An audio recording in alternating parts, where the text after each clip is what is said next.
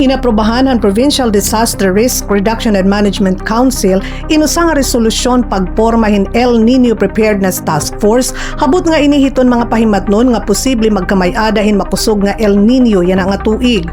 Sumala hiton pagasa nati kadako iton tsansa hin El Nino nga magiging kausa inihin sobra nga kamapaso talagsala nga mga pag-uran nga posible naman makaapekto hiton supply hiton tubig, makaapekto hiton agrikultura ngan surok hiton elektrisidad.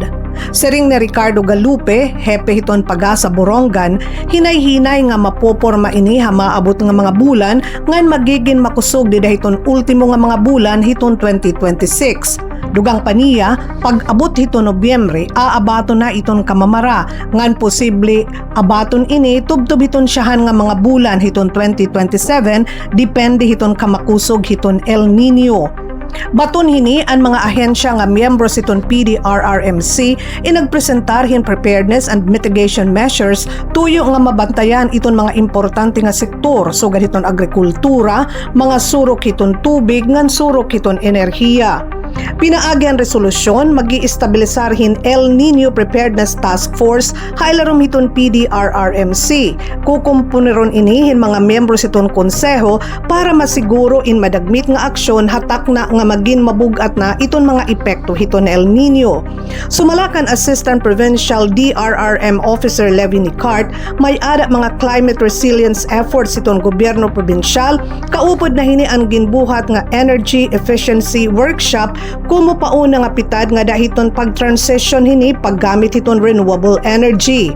Haiya nga bahin ginpasalamatan ni Vice Governor Maricar Sison Gutisan ang konseho sugad man iton mga partner agencies darahiton kooperasyon.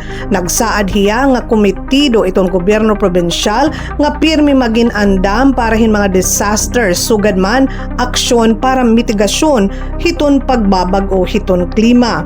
Iton El Nino inusa nga weather phenomenon nga dara hiton kamapaso hiton surface temperature hiton dagat nagiging kausa inihin iba-iba nga timpla hiton panahon habugos nga kalibutan dinhi sa Southeast Asia na hinanabuin sobrang nga mapaso talagsala nga mga pag-uran o huraw sugad man nga ini nakakaepekto hiton supply hiton tubig nga hiton agrikultura samtang haiba nga parte hiton kalibutan nagiging kausa naman ini hin sobra nga mga uuran nga nagiging kausa hin mga pagbaha.